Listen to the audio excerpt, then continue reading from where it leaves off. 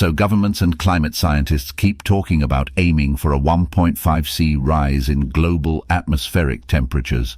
But what does that equate to in terms of energy? Let's start by having a quick look at how much you can do with just a little steam water vapor energy by examining a steam train. I won't use figures here because the aim isn't to drown you in numbers but to give you a sense of scale. Now, a steam engine works by a fire heating water and causing some of it to evaporate, boil. You might have noticed from your kettle at home how long water bubbles before it reaches temperature and switches off, and how a tiny proportion is turned to steam. That steam carries some of the energy you've used to boil the kettle. Quite a lot of energy. A steam engine works by releasing that energy through forcing the steam to condense. In a steam train, we have a relatively small firebox heating the water, and that releases enough energy to pull a train that can weigh more than 10,000 tons. Pretty damn amazing if you ask me. Anyway, back to the energy in the atmosphere. Now this is where some numbers need come into it. Sorry. Imagine your house. It's cold, so you turn on your central heating. The boiler fires up.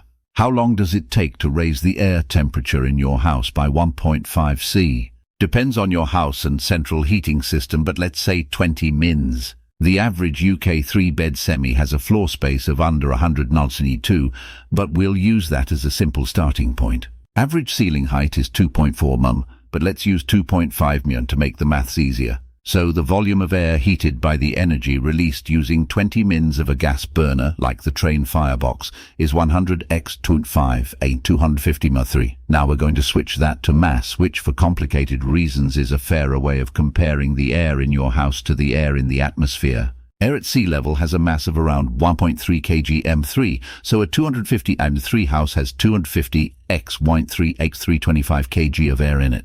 So what's the mass of our atmosphere? So let's do it in houses. 5, 1 or 80, 6, 10, 18, 325, 8, 15, 8, 40,000 houses. That's over 15 quadrillion, or 15 million billion. Just think for a moment about the train and about how much energy you would need to heat that many houses.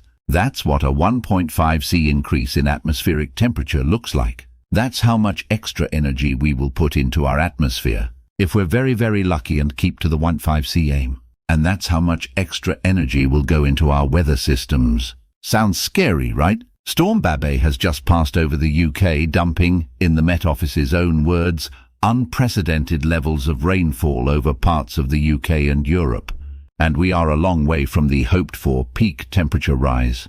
We probably won't make the 1.5°C. We might make 2°C, but only if we stop filling our atmosphere with greenhouse gases. In the end, the phrases global warming and climate change are true but comforting. The reality of what is to come for most of us is climate chaos. It's important to note that human beings are not, to any significant degree, putting the energy into the atmosphere. That's almost entirely down to the sun. So why is the world warming? Greenhouse gases work like, well, a greenhouse. They allow light energy from the sun to pass through, like a glass pane, heating the surface. But they prevent the resulting heat from radiating into space. Consequently, over decades and centuries, the heat in the system builds up and continues to do so as long as the gas is in place.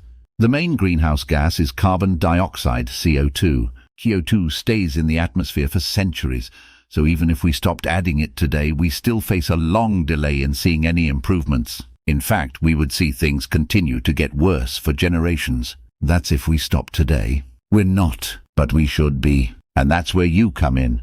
Tell your politicians what you want and punish them with your vote if they fail. Do it for your children, your grandkids, and their grandkids. Do it for survival of the human race. Written by Jason Pedlow.